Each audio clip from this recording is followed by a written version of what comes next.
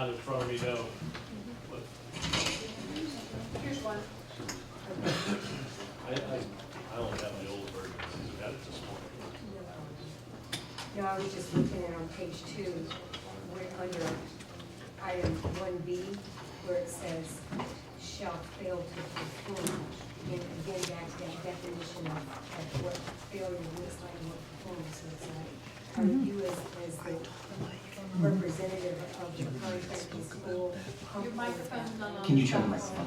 Their attorney comfortable with that language. Okay, so we're able to move forward with that one. Yeah. Their attorney approved the contract. Okay. So everything And you is- don't feel that that's too vague? No. But Okay. Yeah, board members, we're gonna go ahead and, Mr. Bradshaw, before, I was gonna have us go, starting at page 1. Is there anything, that you wanted to mention before we start?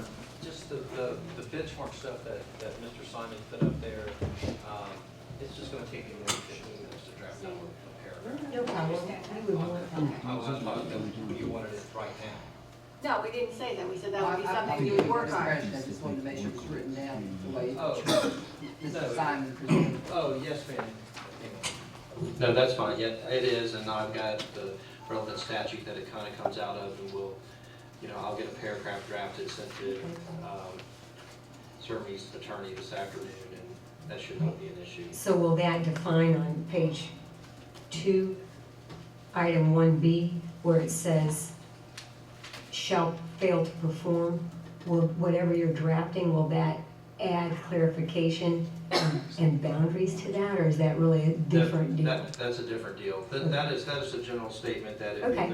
if they fail to perform or you breach the contract, we're gonna give you notice and terminate it. Okay, thank you. Let's start on page 1. Is there, any board member that has any comments on page 1? More comments on page 2? And moving along, and I'm not gonna go through every page number, so tell me when you have something. I have 4. Page 4. Ms. Deutsch. Okay, so, on D, when we talk about the contracting school should be responsible for certification deficiencies, Right. which will result in a loss of FTE, will require the school board to pay back any FTEs received. What does that mean? If we have to pay back any FTE funds because they didn't, every 3 years we get audited. Every 3 years, we get an FTE audit, make sure Right. we appropriately reported FTE and that the teachers were certified in appropriate areas. If they go out there and find out that they misreported and the district loses FTE, they would then have to reimburse us. It doesn't say that. That's what we spoke about, I know we did. Oh, I guess it does the next page, okay. Yeah, I didn't understand what that meant. Okay, Okay. thanks. Anything else on page 4? And just looking at that same item number on D, with their reporting, will their staffing plan affect the Citrus County School Board rating? No, I mean, they have to meet class size reduction just like we do.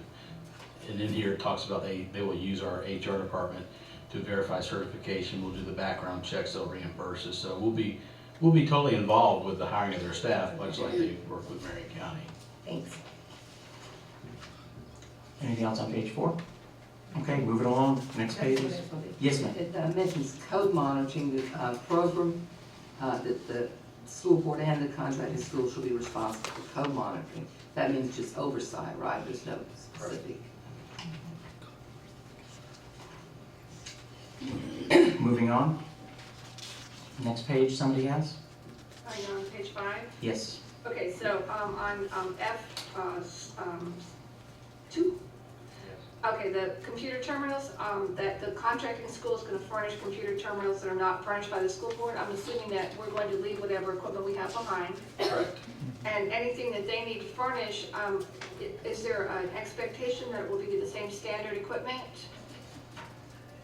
You know, that if we're all operating on a Windows 7 platform, you know, would you be bringing in the Windows 98 machines, because that's what you got, you inherited? I mean, do we have, what's our level of expectation? Dr. Geddes, would you come forward?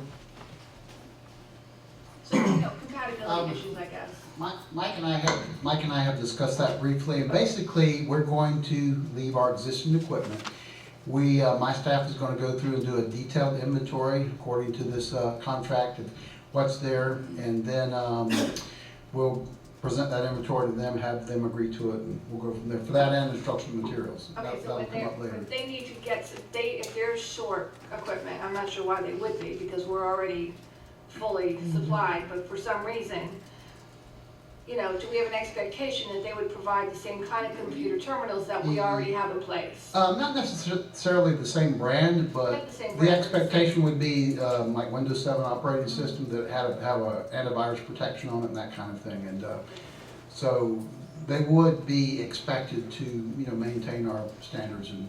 Dr. Geddes, though, if we, as is now, the funding for computers at Renaissance do not come out of operations, correct?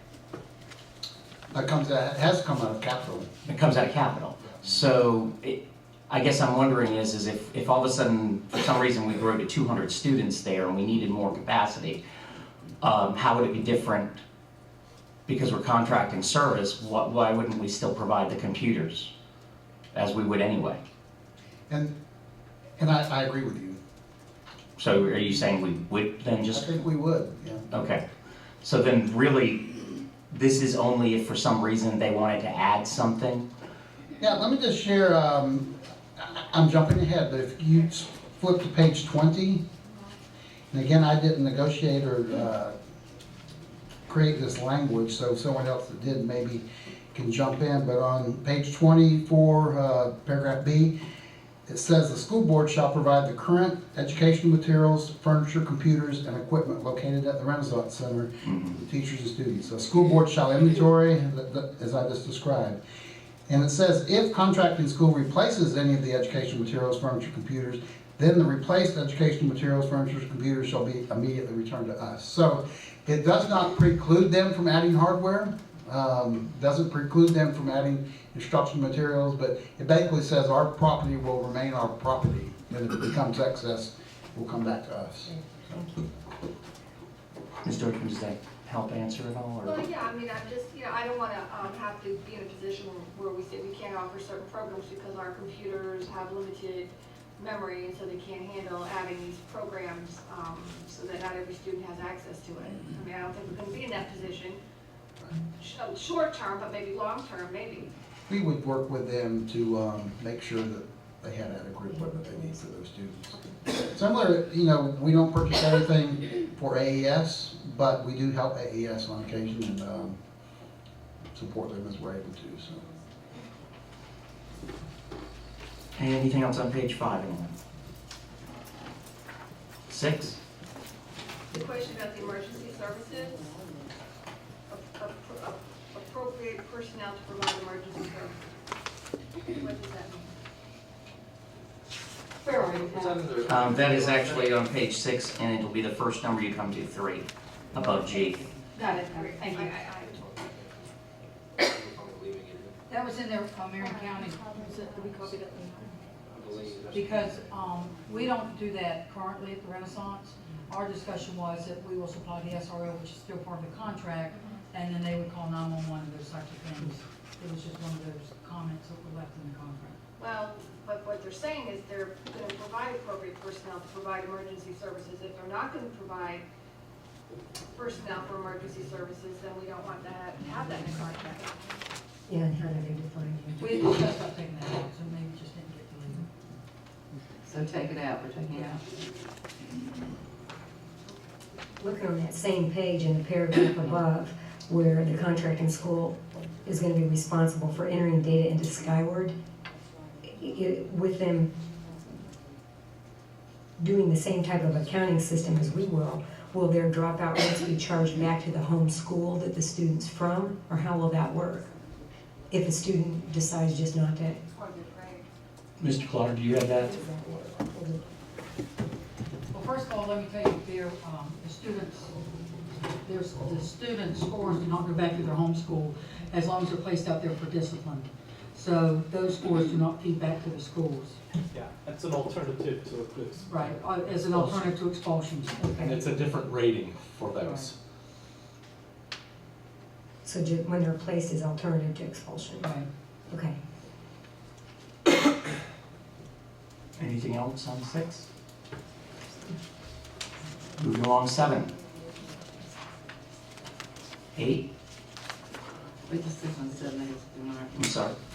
Oh, on K, the subcontracting by the contracting school for services must have prior approval of the school board. What would be an example of the subcontract? It may be an interagency agreement we have with the centers.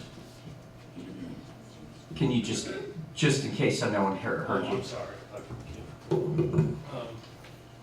It may be like an interagency agreement we have with the centers to come out and do substance abuse counseling. That could be considered subcontracting, even though there isn't any money that changes hands. That'd be about the only one that I could think of. Aren't they want to subcontract any other service?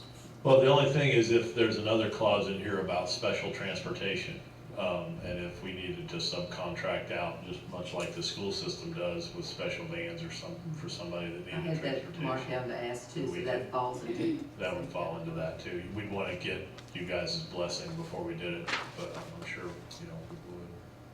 'Cause part of it is we're gonna lease the property to them, and some of that will be covered, custodial services, different things are covered, gonna end up being covered in the leasing, the actual lease agreement, but if they need a contract, if they're not the people that are doing it, and they're gonna hire somebody else to do it or subcontract that out, then we need to have the ability to approve that. Something just popped in my mind, not related to this, but substitutes. What do you do in? Usually, we just don't call the sub pool. Usually we'll find somebody that, like in Marion County, we have people that used to work for us that retired that'll come back and substitute for us because they know the type of kids we have and or the type of students we have and the type of discipline system that we run. It's going to be a bigger challenge in Citrus, but hopefully we'll be able to find some people that want to work with our type of students, just maybe not on a full-time basis, so they can go through the same training and the same things to provide substitutes for us when we need them.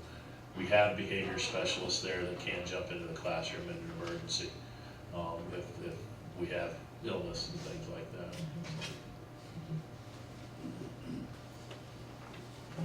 Anything else on 7? 8? So contracting school shall provide basically the textbook. Y'all are buying the textbooks, or we're gonna give them the textbooks that we already have out there? We're giving them the textbooks that we already have out there. Okay. So it says this contracting school shall provide adequate and appropriate educational materials and supplies, including not limited to the current district-approved textbooks. Right. We wanted to make sure that that transition that was going to be taking place with our students to the Renaissance, that mobility factor, that we would have that consistent, they would follow our approved process, or our approved textbooks that we go through our adoption. So are we sending them? So basically, as of this coming year, at the point that we're at right now, we're actually purchasing all of the math, the science books that are being, that has been brought to you and approved. We're in the process of actually doing those now for the Renaissance Center. They will remain out there, yes, that is correct. So in the future, we're still gonna provide textbooks? We're not gonna, basically, they will be receiving a portion of the allocation from instructional materials next year, for the next year's group, which will You be, want them to buy the textbooks that we've already, that we've approved, yes. Okay, and are they gonna be a part of that one-to-one initiative as well, or will that be different? That would probably be different. Okay. And that Renaissance was looking to be different anyway, is that correct? Yes, yeah, we haven't really included them in Yeah. our plans. Okay. I want to be sure that we're not buying the textbooks for them for this coming year, or we are for This coming year, yes, ma'am. Remember again, I believe that next year, that 15-16 year is actually the career and technical, the health physical education. There's a kind of it's a non-core year for adoptions. Well, they're not buying class sets anyway, because you only have maybe 2 kids that are at any textbook at any given 2 or 3 or 4. Yeah. Grade science or whatever. Over I the- guess maybe more than that. Over the years, as Ernie has worked out there and has been moved from the curriculum person to the AP, he's basically monitored his number of incoming students and has provided the class set or materials for those students for the grade level that they're in. Anything else on 8? 9? 10, 11, That's a good 10. I Yep. guess. Back to 10. The police intervention log, Doug is here, he might be able to answer that one. The contracting school should provide to the school board on a monthly basis a police intervention log. Would you? That's just them making a report to our student services, our risk manager, that they. Just like we do. Our schools do. Correct. Student services, Right. okay. I just didn't know the term police intervention log. Anything else on 10? 11? 12? Just moving on, 13. Okay, 13, so now these were some questions from Doug, from his great background as SRO. And part of it had to do with some concerns about the crisis plan. What is the crisis plan? What all do you do as far as drills to prepare for crisis intervention, who participates? They would be under the same guise as what we are now through DOE, that we have to have so many fire drills, Right. tornado, and they would do the same thing and be responsible to report back to us that they've had, one drill a month or two within the first 2 weeks and that type of stuff. Ms. Sarnich keeps a chart on that by school one, when they do it most times. But like, for instance, we have a training coming up in June, the multi-agency training, and we involve some of our school sites in that training. So, and a lot of stuff goes on at the Renaissance, and the SROs are trained in our school system Right. with our lockdown procedures. Yep. So is that going to be carried on? Yep. Are they going to follow the same procedures that we follow in Citrus County? The code yellow, the code red, that would be the same as what we do So your today. training will mimic what we do here, and it might be different than what you're doing in Marion County? I mean, what we'll do is we'll sit down with the SRO and develop a crisis plan and then give that to our staff members in the pre-week, or what we call the training week, before the school starts, so everybody's aware of the crisis plan and the safety plan. And then we'll give it to the students when they arrive the first week of school, so they understand what's going on. So we do that in Marion County now, and it's driven by our SRO there, and I assume that the training or the crisis plan here will be driven by our SRO on site. In conjunction with the risk management. That's correct. Okay, so it's not going to be any different than what we've been doing out there all along? The only difference for us is we're used to having the fire marshal come and the health inspector come and all that stuff from the actual county, because we own our property. Okay. And I don't know that it'll be all in-house inspectors, since it's The a, fire marshal inspects anyhow, but we do all of our other Yeah. inspections. So- And just for clarification, the crisis plan actually originates out of student services, so they're involved as well. Okay, good, okay. Let me ask, will that still be a hurricane center? Yep, it's a Yes. special needs facility. We've already explained that to Mr. Nebeznik. He's fully aware of it, so is the two board members we spoke to. And that'll be in the lease agreement, is part of the lease agreement that we will enter into with them, is that in the event that it has to be opened as a special needs facility, then that's part of the lease, saying that we, I think it's the Red Cross that comes back in at that point in time and operates it as a special needs facility, so they'll be aware of that. Okay, and then another question had to do with Jessica Lunsford, compliance, and I know that there's some built in here in statute language, but our own system using a system called the Raptor system, are we going to leave that technology in place at Renaissance? That's the way I envisioned that it would be no different. They would still use that technology to help meet those mandates of the safe schools. Okay, do we have compliance from them that they will use it? Okay. I think that's coming up, Ms. Deutschman, on page 17. Well, and the reason too, as I said Maybe before, not. we travel around from county to county. Jessica Lunsford was one of our students. As a matter of fact, at graduation last night at Hampton High School, they announced that she would have graduated. This was her graduation year. So it really, puts in perspective how long ago that was, really, and how young she was. But our county is very vigilant about the Jessica Lunsford Act, and I've been to other counties where they're not at all. So we just want to make sure that it's really a very important practice here, and every school follows it. We've gone to great lengths to increase the safety and security of our schools and monitoring who comes and who goes. Okay, thank you. All right, moving on. Page 13, anything else? 14? Yes. Someone asked me, and I'm asking you. you're going to lease the buses from Citrus County, are you going to, and you're going to take off the Citrus County logo? And, and the question asked was, taking off the logo and putting on the Silver River logo, would that lead to negative identification of the students from others? Well,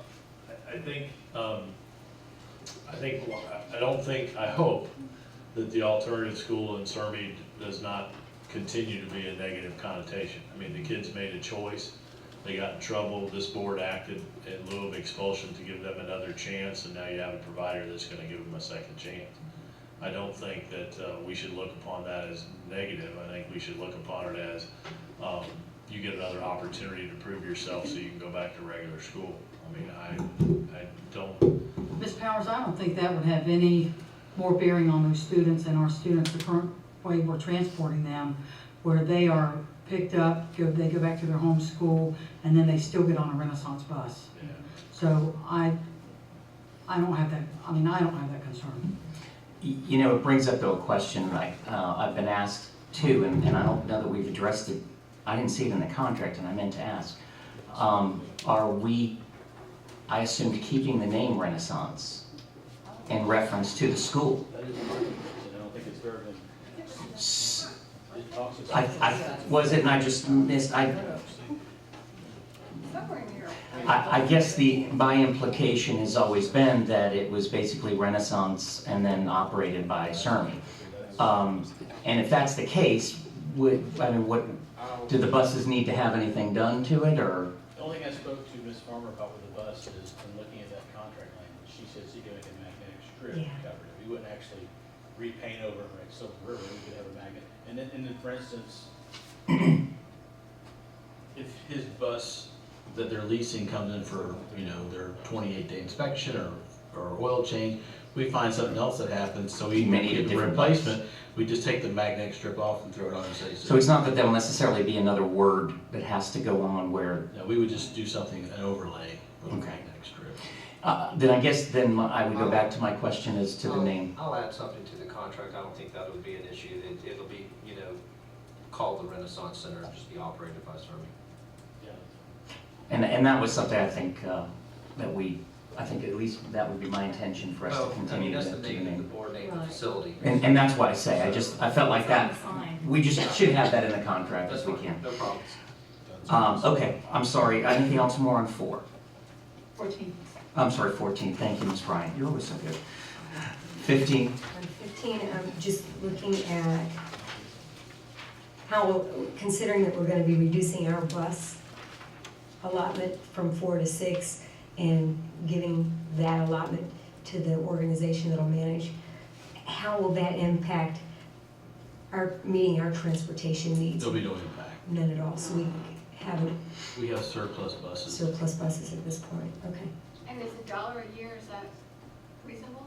Yeah, I mean, I think that's a nominal fee they're essentially gonna pay for all the fuel, pay for all the maintenance, all the, if there's any type of damage done by the students or whatever, but we just feel it's a nominal fee to lease them for $1 a year, so. You need some type of consideration. No, I understand that, I'm just wondering, is that what you all pay in Marion County, $1 for the buses?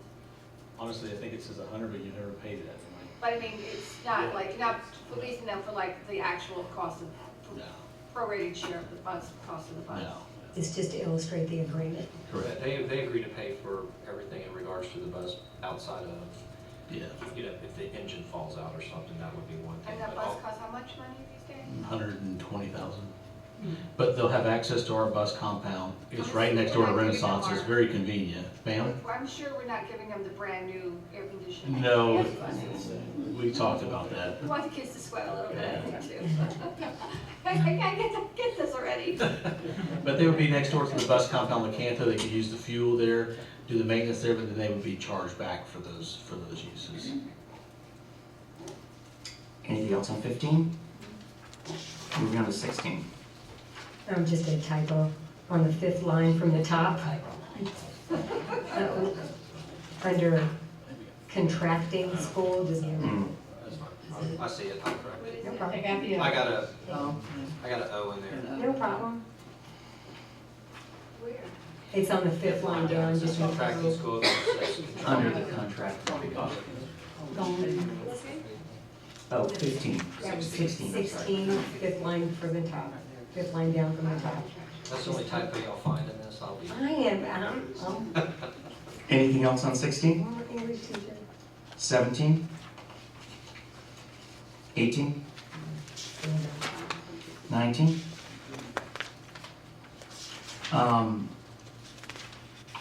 And there was a member of the audience that had asked about, in the event transportation agreement for special transportation needs, there's on section K, I'm sorry, on X, there's language there that refers to some of that. Okay. 19X, Oh, okay. and it talks about the school board's responsibility. Is that correct, Mr. Rocho? Anything else on 19? 20? 21? Yeah, so far, but you can- 21. And again, just to point out, on section 5 compensation, it does refer to the number of 130 there. 22? 23? And I had a question, Nancy. I talked about Title I funds received by the school, but you already mentioned Title VI funds are going away, not this coming year, but the following. Right, Title VI is currently, the district manages Title VI, and then appropriately pays for programs, where Title I are actually allocated to the schools. Right, I was just wondering if any other title funds that could go to Renaissance. Right now, Not we're Title I, Part A and Part D is what we're exploring to make sure that they would have availability. So they would have, The other title funds, Another title fund that we have is Title II. Provides for professional development for highly qualified teachers and administrators. So I think that you've heard from Mr. Nebeznik and Marion County, and one of the things that we talked about is that any of these staffers of the services that we have for Title II, they will be invited to. We will make our program specialist posts available to them. So that Title II is any professional development that we're providing, they will be invited just as we have done with our other schools as well. okay, and any other titles do they get? Same, they get the same? Title III, again, the ESOL, that would be the kind of the similar. I don't know if their numbers got up to the point where they actually would warrant another aid like we do with Forest Ridge, but no, we would basically, again, it's primarily our services that we would be providing. Thank you. Anything else on 22? 23? 24? And anybody, moving on to, anybody have in those 20s coming up? 26, 7, 8, Oh, I have a question about confidentiality of all the records. what page, is that, That is the general, just remind Okay. me if they have all here, but the confidentiality, how is that? Do you follow the same rules the school board follows in confidentiality? Yes. They're required to under the contract, that they would be required to anyhow, under the Florida statute and FERPA. Because they're operating a school, they're gonna have to follow. And let's say the school system needed some information on the student who was out of the Renaissance. Could the school system here get that information while they're at Because Renaissance? it's Skyward. so Yeah, they it's can such reach to Skyward, right. Okay. anything else on 27? 28? 29? 30? 31? 32? Any more questions? Yeah. Does anybody have it? On page 36, See, I was getting to it. which is. Sorry. public No, records- you're good. Public records law? Yes. Okay, so the question was, who will be releasing public record information? Who will be responsible for that? Number one, and especially if it has to do with student incident or any teacher incident.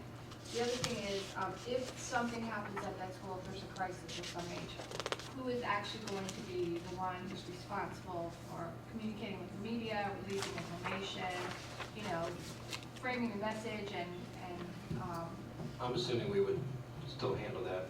Fine. You're gonna handle that? okay. But I think all public records requests would come through our risk management department, is how they're normally tracked, as far as that is concerned. That paragraph right there is whenever by Florida law now, the new statute, anytime you enter into a contract with a vendor or whatever, you have to have that language in there. I do understand your question though. Yeah, the policy that we have currently is we have to contact risk management with the school board in Marion, and this contract says we will contact in Citrus. And then, you know, if they wanna come to us and talk about the incident, or if they wanna talk to the person there, I mean, we have media plans in place for crisis management, so. And we will be notified. I know that Linda does a Absolutely. great job keeping us tuned into the events that take place, so That's we'll the first still be in notification. the loop. Has our staff reviewed the media plan, crisis plan for media communication? Have you all reviewed that? Or No. looked at Well, it? we I'll look at our haven't price now. developed it yet because we haven't had a contract yet, so You don't have the staff. I mean, there's a lot of, we don't. there's a lot of procedural operational Yeah. stuff that we have It'll to sit come. down and sort of investigate through, we haven't gotten done. Sure. I know, I guess what I'm actually, and hopefully it never happens, but, you know, in incidences of school shootings, that the way that is managed is really, really important. Who's the spokesperson, who's in charge of the information, what information gets released and when and how, and communicating with parents, notifying people. You know, it's makes a big difference between whether it becomes a bigger crisis than it.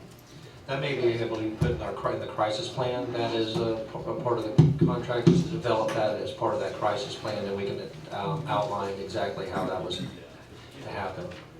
Right, and we would work in conjunction with all our partners, the sheriff's office, risk management, student services, CERMI, to put together the plan specifically for this contract for that facility, much like what we already have in place. We want pretty clear channel and chain of command on the information. And I just want to add that Ms. Aligrand, Director of Student Services, is our direct link to Mike.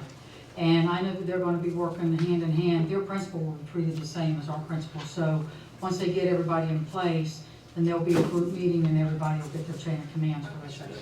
And if there was say, a death among some people at Renaissance, we hope that'll never happen, but here we send social workers and counselors to the school. Will we be doing the same for Renaissance? Yeah, and again, those are our kids. And working through Kit and Regina, they'll be treated the same at that school as they would any other school. Good. Okay? Good, good. What I didn't see in the contract, because now we're at the end, other than just all Well, the agreements. Kelly, at the end, can I talk about Oh, sure, 39? go ahead. You're just looking at 39 Exhibit B, and it's just nothing more than striking a specific name and putting job title there. And item number 3, it just, and I say this simply so we're not readdressing this over and over with each personnel change. Item number 3, it actually specifies a staff member, if we can just put that staff I'll member's put the title. coordinator We talked about that I today. can't remember. Well, we can put director of HR designate. That's great, just Right. just a generic job title that fits the duty, and that was it. What I didn't see is specifically what was the teacher evaluation system and the administrative evaluation system. Did I miss that? I think it's, give me a second. Looking, I think 41, is that what you're looking at? I'm up the van. No, the teacher evaluation, was it the one that we just approved with the 54 points? Yes. But we have a teacher evaluation system that's for all of our teachers, and they're not our teachers, they're their teachers, so. Correct. The They'll be question doing is, what evaluation system are you using for your teachers?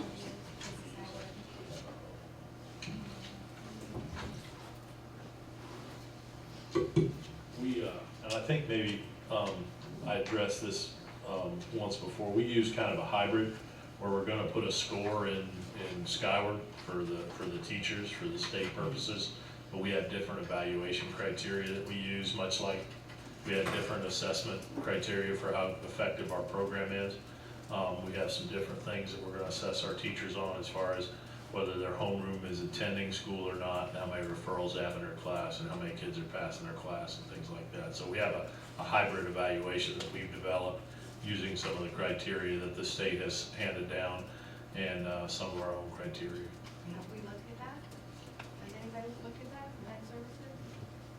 No, because Was they're. there, Yeah, there are. they're there. Well, I understand that, but we still need to know what kind of criteria you're using to evaluate your teachers, because we're replacing your teachers with Our teacher. for our teachers. So I would think that would be important, that we would want to know what that is and approve that that's an effective evaluation tool for teachers teaching our children. So they're compelled to follow statute Right. for evaluations. However, they don't follow our bargaining unit process for evaluations. So they're compelled by the same statute that they would in any other Florida school district in terms of the evaluation that's based on a multi-metric as well as their criteria. For example, our district, we use a matrix that combines student achievement data and our observations. They may choose to do it differently because they may choose to do it differently. That's the flexibility. But they Can I will just ask ultimately, if somebody from our educational services is familiar with what that evaluation tool is, just so we can't say, oh, we didn't know. Is it not important that we not know what the evaluation tool is? again, I agree with you, Just to Ms. know. Deutschman. I think that's probably going to be a process that we're going to be working through with Mr. Nebezdik. Okay. I make a point of that.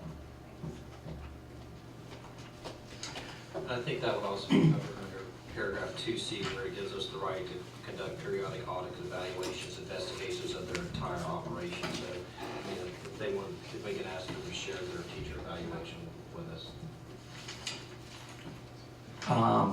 We're coming to the signature page on 37, and then the addendums and exhibits, or I should say the exhibits.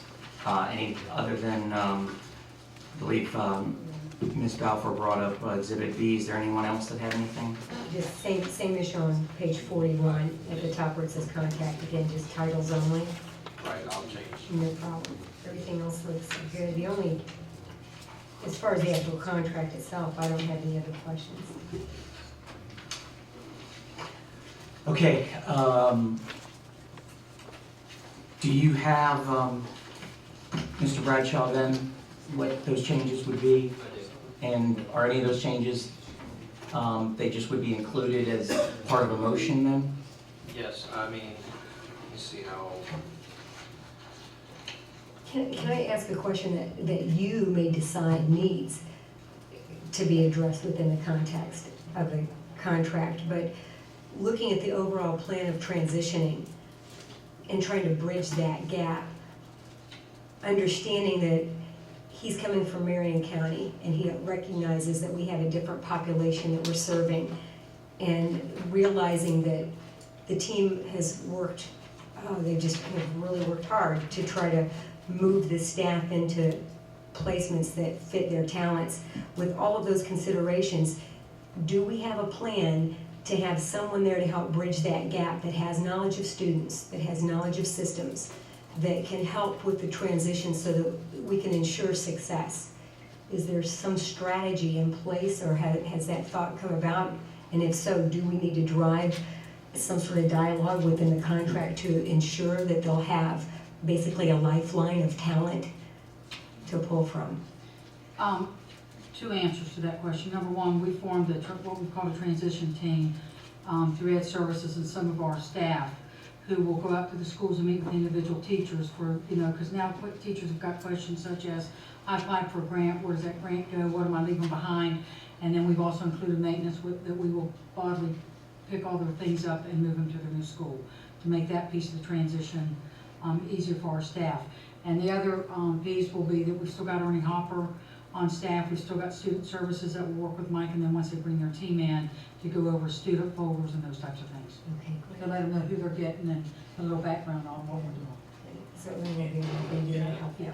I don't want to speak for Mr. Bezek, but I think he's already identified some staff members to transition over here, is that correct? So if you're talking about the talent, and it kind of, So he's not starting from the ground zero. Well, He's that's- already- No, she means though somebody here that. Oh, has no, here. Has a knowledge of school. I mean, we've- we've got folks over there that know the families, they know the history of the kids. 911 or Exactly. 411, both, probably. And No, we- that has that has so much value, stepping in and having that person there that can tell you everything about a young man or a young woman. that's- He's met with Ernie a couple times, and Ernie will be his 911 department, even though he's moving. It, like Ms. Simmons said, Mr. Mullins already put together our We've got a transition. good team.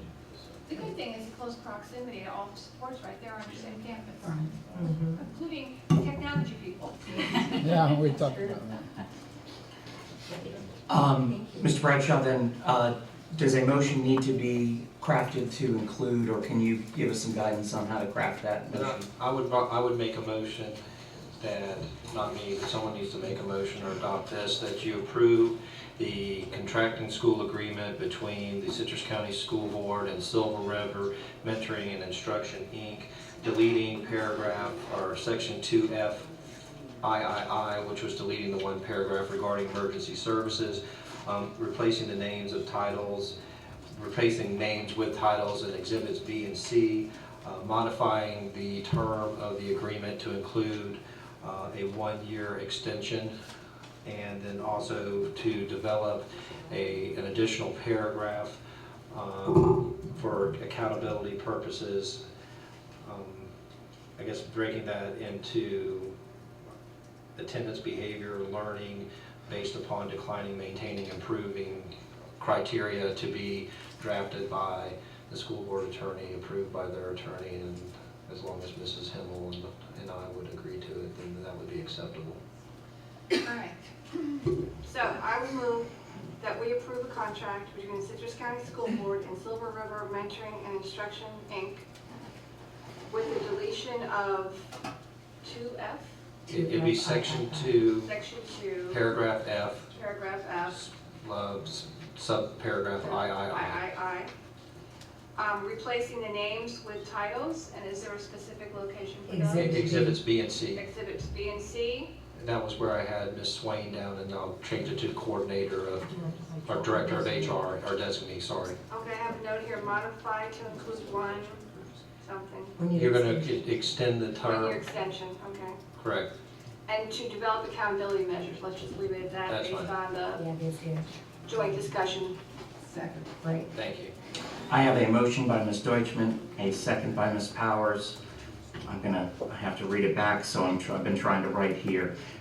To approve a contract with Silver River Mentoring Institute for Alternative Educational Services at the Renaissance Center, deleting section 2F III, replacing names with titles in addendums B and C. B and C, developing a accountability Developing accountability measures. and accountability measures, And extending the term for an additional year. and extending the term for an additional year. Have it be able to be renewed for one additional one-year term. Correct. Correct. Any other discussion? There being none, all those in favor? Aye. Aye. Motion carries 5-0. And Silver River probably helps, they never have to go to another board. No, they've been great. Thanks for your patience. Thank you. We appreciate it. Ms. Deutschman and Ms. Powers. Board members, the other thing I just wanted to, is there anything else on Silver River that we had? Thank you, Mr. Mike. Thank you for I coming. look forward to visiting you both here and there. Good, that'd be great, thank you. Also, board members, if there's some of you that wants to travel there before when is your school year is up 2 weeks after ours, I believe? June 6th is our last day. June 6th, okay. I think between Ms. Ferrari's office and Ms. Hemmel's office, we can set up a time if some of you want to go back up there or go up there. But if that becomes, I just want you to know that's available. You ever done? You wanna go? We can't go with you. You voted on it though, can't you? No, we have to take Mr. Mike with us. All right. Oh, he'd probably be fine with Kelly. He might be, I shouldn't speak for Mr. Mike. Board members, I just want to share with you that the Florida School Board Association's summer conference will be coming up. I have chosen not to attend that. Two reasons. One, there's going to be an event here that I'm going to participate in, and also that I was looking at the agenda. I didn't see anything much new from December, and so for me, there wasn't a whole lot. But I did want to make you aware of that. I've told Ms. Verderami to cancel my any reservations that I had, and she has done so. So if there's any direction, please give that to Ms. Verderami. I've made the same decision. I mean, I may go down Friday for the legislative update, which is always interesting. They didn't tell us who the keynote speakers were. Those are the only. No, and they only have like an hour or so for it. Yeah, so if they're the ones that like drive down Friday and listen to the legislative update, that's probably something that is gonna happen. I'm having my legislative update with all the attorneys on June 6th also. Okay. You know, you talk about their agenda, we've had that conversation for the past 3 or 4 years. It seems like they're, you know, one year when the budget was such a crisis in the state of Florida, they never even talked about budget. Yeah. There's nothing about Common Core, there's nothing about the new accountability standards. They didn't invite Pam Stewart to the last meeting. Why not? I don't know. You know, there's a lot of things that we could benefit from and in, you know, joining together that just. That's why we've really kind of, you know, pick and chosen over the last years of, you know. It's very expensive to go down there. I mean, December really is the key, That's the thing. reason. Now, if you don't go to that, that's really usually very, very good. The summer conferences, you know, they dropped one day off because people didn't want to spend the money. And it just seems like the information that they're just very.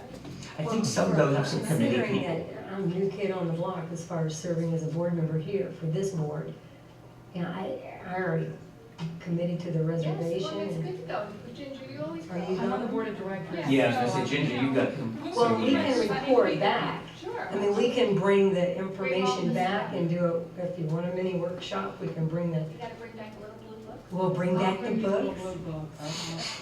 Yeah, we can attend on behalf. and I Mr. think Doolan that's probably an have idea, something. Period, that moving forward, we can share in the responsibilities, you know, instead of, like you said, it's expensive.